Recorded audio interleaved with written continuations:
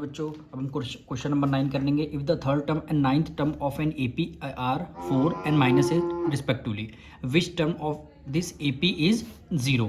यानी एपी का third term आपको 4 गिवन है, नाइन्थ टर्म -8 गिवन है। ठीक, आपको बताना विच टर्म ऑफ एपी इज 0, यानी एन की वैल्यू कहाँ पे, कौन से नंबर पे 0 आ रही है, यानी ए एन की वैल्यू किस नंबर पे 0 आई है। विच टर्म बोला, इसका मतलब क्या है, आपको एन की वैल्यू फाइंड करनी है। सबसे पहले क्वेश्चन में जो गिवन है वही हम लिखेंगे। क्वेश्चन नंबर 9 में क्या बोला गया है, थर्ड टर्म आपको गिवन है, यानी A3 की वैल्यू कितना गिवन है, 4 गिवन है। ठीक, और क्या गिवन है, A9 की वैल्यू, A9 की वैल्यू कितनी, -8 गिवन है। ठीक, अब जो हमें गिवन है उसी का फॉर्मूला, यानी nth टर्म का फॉर्मूला लगाते हैं। यानी फॉर्मूला क्या होता है, A1 + n-1 D is equal to AN, यही फॉर्मूला होता है। A1 को as it is write down कर लेंगे, पर n की वैल्यू यानी A3, n की वैल्यू क्या हो जाएगी 3 -1, और D को एज इट इज़, AN आपको 4 गिवन है। ठीक, यानी A1 + 2, 3 में से 1 माइनस कर देंगे 2D आ जाएगा, इज इक्वल टू 4। ये आपकी फर्स्ट इक्वेशन आ गई।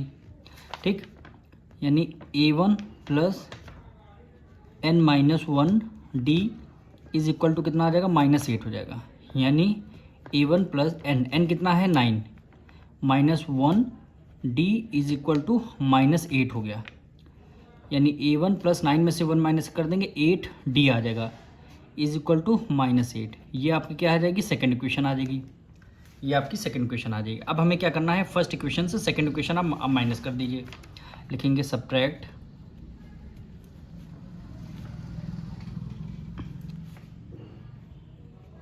Equation second and first. ठीक, सेकंड इक्वेशन क्या है, A1 + 8D is equal to -8। ठीक, फिर क्या आपकी फर्स्ट इक्वेशन क्या है, A1 + 2D is equal to क्या आ जाएगा, 4 आ जाएगा। ठीक, अब आपको क्या करना है, इक्वेशन को माइनस करना है। ये जो प्लस वाला नंबर उसको माइनस किया, A1 प्लस का है, इसको माइनस कर देंगे, 2D आपका प्लस है, इसको माइनस किया, 4 आप यहाँ प्लस का है, इसको क्या कर देंगे, हम माइनस कर देंगे। ठीक है, अब A1 प्लस का A1 माइनस प्लस माइनस से कैंसिल, 8D प्लस का 2D माइनस का, प्लस माइनस 6 में से 2 माइनस कर देंगे, कितना आ जाएगा, 6D आ जाएगा। ठीक, ये क्या आ जाएगा, -8 -4, माइनस माइनस प्लस, 8 में 4 ऐड कर देंगे, कितना आ जाएगा, 12 आ जाएगा।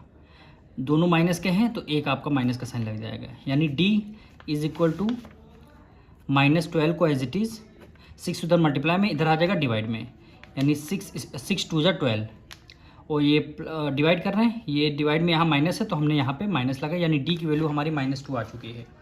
D की वैल्यू -2 आ चुकी है। अब इस D की वैल्यू को हम फर्स्ट या सेकंड इक्वेशन में पुट कर देंगे तो हमारी A1 की वैल्यू आ जाएगी। तो यहाँ पे लिख देंगे पुट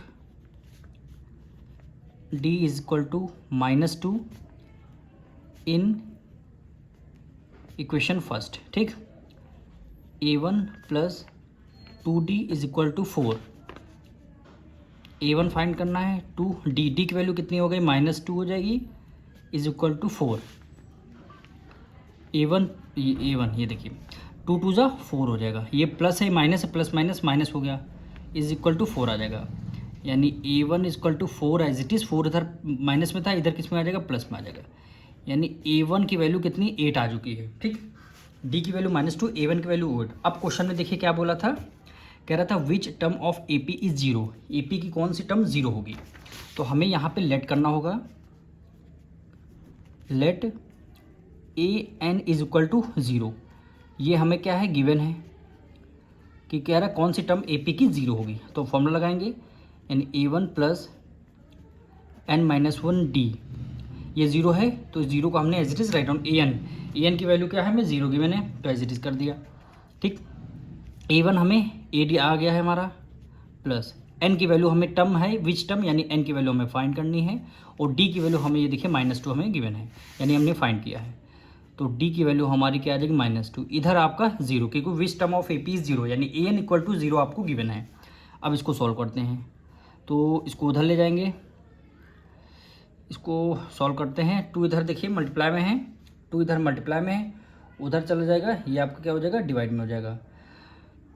सबसे पहले हम क्या करेंगे, n-1 को as it is write down कर लिया, -2 को as it is write down कर लिया, 8 उधर प्लस में, इधर किस में आ जाएगा, माइनस में आ जाएगा। ठीक, अब -2 इधर मल्टीप्लाई में, इधर आ जाएगा डिवाइड में, यानी n-1 को एज इट इज़ लिख लिया, -8 को भी -2 इधर मल्टीप्लाई में, इधर आ जाएगा डिवाइड में, माइनस माइनस कैंसिल, 2 1 2, 2 4 8 हो जाएगा, 4 आ गया, यानी n-1 इज इक्वल टू 4 आ गया। n इधर प्लस, n इधर माइनस में, उधर जाके प्लस में हो जाएगा, यानी n इज इक्वल टू 4 + 1।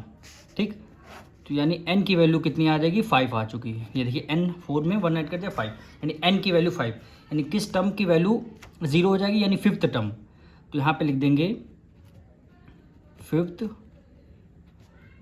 Term of AP is 0, AP is 0। ठीक, यही क्या हो जाएगा, आपका आंसर हो जाएगा।